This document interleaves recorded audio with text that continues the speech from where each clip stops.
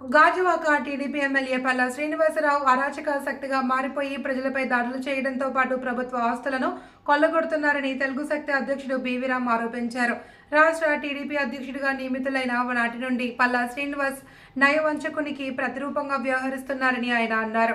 బుధవారం నర్సీపట్నంలోని ఓ ప్రైవేట్ హోటల్లో జరిగిన విలేకరుల సమావేశంలో తెలుగు శక్తి అధ్యక్షుడు బీవీరామ్ మాట్లాడుతూ ఎమ్మెల్యే పల్లా శ్రీనివాసరావు పై తీవ్రమైన ఆరోపణలు చేశారు. జగన్మోహన్ రెడ్డి పాలనపై విరుచుకుపడిన ముఖ్యమంత్రి చంద్రబాబు, ఉప ముఖ్యమంత్రి పవన్ కళ్యాణ్ ఎమ్మెల్యే పల్లా ఆకృత్యాలపై ఎందుకు చర్యలు తీసుకోవడం లేదని ఆయన ప్రశ్నించారు. అంటే హతం మార్చడానికి ఎంత దూరం వెళ్తున్నారు? ఇది నిజంగా ప్రభుత్వం పరిపాలన ఇదొక మచ్చను మనం చేస్తున్నారు. చంద్రబాబు నాయుడు గారు, పవన్ కళ్యాణ్ ఈ రాష్ట్రాన్ని వదిలిస్తారని చెప్పి ప్రజలు నమ్మి ఓటేస్తే ఈరోజు అరాచక శక్తిగా తయారయ్యాడు పల్లా శ్రీనివాస్. ఒక టీడీపీ రాష్ట్ర అధ్యక్షుడిగా ఉండి ఆయన ఏ జిల్లా పడించట్లే, కేవలం భూ సెటిల్మెంట్లు, కబ్జాలు ఇవే తప్ప ఈ 10 నెలల్లో ఏ జిల్లాకి వెళ్ళి అడుగుతున్నాం. శ్రీకాకుళం జిల్లా వెళ్ళలేదు, విజయనగరం జిల్లా వెళ్ళలేదు, అనకాపల్లి జిల్లా వెళ్ళలేదు, కేవలం విజయవాడ, అమరావతి, విశాఖపట్నం. ఆయన దగ్గర మురళి అనే వ్యక్తి ఉన్నాడు. దీనికి పూర్తి కర్త, క్రియా, కర్మ అంతా వ్యక్తి. ఈరోజు పల్లా శ్రీనివాస్ కుటుంబంలో కూడా చిలికి రావడం కారణం కూడా ఆ మురళి అమలు చేస్తున్నాను. మరి ఈవేళ నేను ఒకటే కోరుతున్నాను చంద్రబాబు నాయుడు గారిని, అలాగే పవన్ కళ్యాణ్ గారిని, మరి నాడు ఏదో జగన్మోహన్ రెడ్డి ఏదో ఈ రాష్ట్రానికి వచ్చేస్తే అరాచకం అయిపోద్దని చెప్పి పాతాల్లోకి తొక్కేస్తా అని చెప్పిన పవన్ కళ్యాణ్ ఈరోజు మీ ప్రభుత్వమే నా పైన దాడులు చేస్తే దీనికి సమాధానం పవన్ కళ్యాణ్ ఏం చెప్తానో అడుగుతున్నాను. ప్రజలు విశ్వసించారంటే ప్రజల కోసం పనిచేయాలి, కానీ ఇక్కడ ఎమ్మెల్యేలు అలా చేయట్లేదు. దోచుకుందాం, దండుకుందాం, దాచుకుందాం, పెంచుకుందాం, పోకడం ఇదే సూత్రాలు పాటిస్తున్నారు పంచభూతాలలాగా. ఇది షేమ్. ఇది ఇవాళ ఒక వ్యక్తిపై దాడి చేస్తే చంద్రబాబు గారు స్పందించబడడం చాలా విడ్డూరంగా ఉంది. ముఖ్యంగా మీడియా ప్రతినిధులు కవర్ చేయడానికి వచ్చారు. వాళ్ళు ఏం తప్పు చేశారు? వాళ్ళ డ్యూటీ వాళ్ళు చేశారు. Prime line reporter J Arjun రావుని బాగా దాడి చేసి లెఫ్ట్ ఇయర్ డ్యామేజ్ చేశారు. డాక్టర్లు ఆ చెవు కంప్లైంట్ చెప్తున్నారు. మరి దీనికి ప్రభుత్వం ఏం చెప్తే అడుగుతున్నాను. ఈరోజు రాష్ట్ర ప్రభుత్వం ఫెయిల్యూర్ అమలు చేస్తున్నాను, లా అండ్ ఆర్డర్ ఫెయిల్యూర్ అమలు చేస్తున్నాను. నేను నా పర్యటన షెడ్యూల్ మొత్తం నేను రిలీజ్ చేశాను. సో మరి గాజువాక పోలీస్ స్టేషన్లో ఏం చేశారు అడుగుతున్నాను. అక్కడ 2 పోలీసులు పెట్టారు, కంట్రోల్ చేయలేపారు. ఆవేళ సీసీ ఫుటేజ్ వేళ ఒకటే అవుతున్నాను. ఆ హోటల్ సీసీ ఫుటేజ్ని బయట పెట్టాలని చెప్పి డిమాండ్ చేస్తాను ప్రభుత్వాన్ని. నిజంగా మీకు చిత్తశుద్ధి ఉంటే ఆ సీసీ ఫుటేజ్ ఈరోజు సాయంకాలం లోపల బయట పెట్టాలని చెప్పి తెలుగు డిమాండ్ చేస్తుంది. అంటే నేను పల్లా శ్రీనివాస్ పైన 24 ఏప్రిల్ని సిబిఐకి, హోమ్ మినిస్టర్కి ఫిర్యాదు చేశాను. ఇతను భూ కబ్జాలు చేస్తున్నారు, స్టీల్ ప్లాంట్, కేంద్ర ప్రభుత్వం ఆస్తులు కూడా లాక్కున్నారు, భయభ్రాంతి గురి చేస్తున్నారు, అధికారులు కూడా భయపడుతున్నారు. మీడియా ప్రతినిధులు కూడా ఏమైనా కవరేజ్ చేయడానికి వెళ్తుంటే వాళ్ళని బిల్డింగ్లు ప్లాన్ ఎప్పుడు కట్టేస్తుంటే మీడియా పాపం వాళ్ళ డ్యూటీ వాళ్ళు చేస్తున్నారు.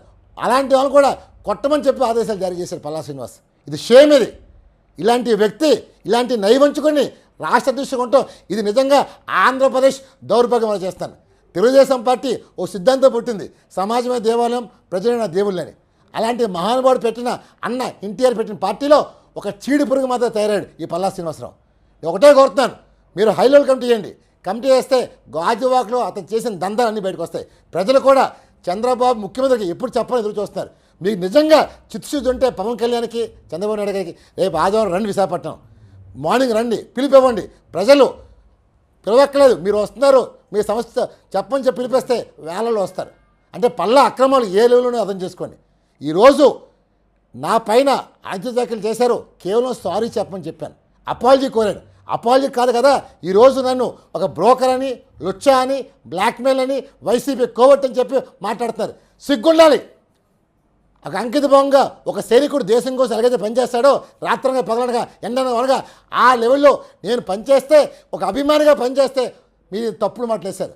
గుండె పగిలింది. ఈ బీవీరామ్ మొన్న సోమవారం మధ్యాహ్నం 3 గంటలకు చచ్చిపోయాడు. చంద్రబాబు నాయుడు నీ మనిషి మొన్నే చచ్చిపోయాడు. ఇలాంటి నీ సొంత మనిషిని దాడి చేస్తే ఈవేళ రాష్ట్రానికి, ప్రజలకి ఏం న్యాయం చేస్తే అడుగుతాను. హోమ్ మినిస్టర్ ఏం చేస్తే అడుగుతాను. ఈవేళ ప్రజలు భయబంధు గురవుతున్నారు. నేను ఒకటే కోరుతున్నాను, ఆంధ్రప్రదేశ్ రాష్ట్రాలకి ఒక అన్నగా, తమ్ముడుగా, కొడుకుగా, మనోడుగా, మీ వాడిగా, మీ ఇంటి వాడిగా రాబోతున్నాను. దయచేసి భయపడమాకండి. అన్యాయం ప్రసిద్ధం వేళ. ఎందుకంటే ఈ ఎమ్మెల్యేలు కానీ, ఎంపీలు కానీ వీళ్ళు వీఐపీలు కాదు. మగాడైతే ఒక పాలేరు పోస్టు, ఆడదైతే పని పోస్టు అన్న భావంతో పనిచేయాలి. అలా మర్చి విఐపీలో పనిచేస్తున్నారు. ఇది మార్చాలి.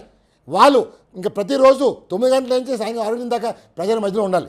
మనం 2 లక్షల రూపాయలు జీతం ఇస్తున్నాం, వాళ్ళకి అలవెన్స్ ఇస్తున్నాం, travelling allowance, PA allowance, house allowance, telephone allowance, ఇన్ని అలవెన్స్ ఇస్తున్నాం. మనం ఇచ్చిన డబ్బుతో వాళ్ళు బతుకుతూ మనం సేవ చేయట్లేదు. మనం తిరిగి దేహి దేహి దేహి అడుక్కుంటాం.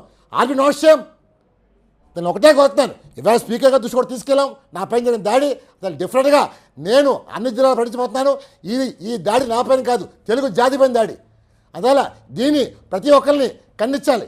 ఆంధ్రప్రదేశ్ గౌరవం కోసం ఇది బీహార్గా తయారు చేస్తా ఈ పల్లాల లాంటి నైవంచుకుని ఆంధ్రప్రదేశ్ దృష్టిగా తొలగించాలి.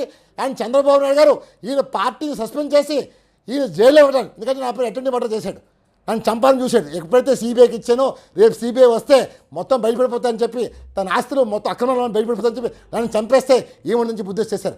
అందువల్ల ఆయన పైన కేసు పెట్టాలి, A1గా చేర్చాలి. మొత్తం ఆయన ప్రసాద్ శ్రీనివాసు ఆ టీం అంతా ఆ సీజన్ బయటకు వస్తుంది. అందులో ఒకటే కోరుతున్నా ప్రభుత్వాన్ని, మీకు నిజంగా చిరుశుద్ధి అంటే మొన్న ఏదో భారతీయ గారిని తిట్టారని చెప్పి కిరణ్ కుమార్ అని వచ్చిన ఒక అభాగ్యుని, ఒక చిన్న పక్షిని మీరు వెంటనే సస్పెండ్ చేసి జైల్లో పెట్టారు. అతను ఇంకా తప్పు చెప్పాడు. అమ్మ భారతి గారు, నేను చెప్పింది తప్పు, నా మాట తప్పు అని చెప్పారు. అయినా సరే వినకుండా అరెస్ట్ చేశారు. అందరు ఇప్పుడే పోతున్నారు, నాకు న్యాయం జరగాలి, న్యాయం కోసం తెలుగు శక్తి ఎంత దూరం యుద్ధం చేస్తాం. అందరూ ఈ రాష్ట్రాన్ని కాపాడటం కోసం, తెలుగు జాతి కోసం నేను ముందు రాబోతున్నాను. డెఫినెట్గా ప్రజలందరూ నన్ను దీవించాలని కోరుతున్నాను. జై హింద్.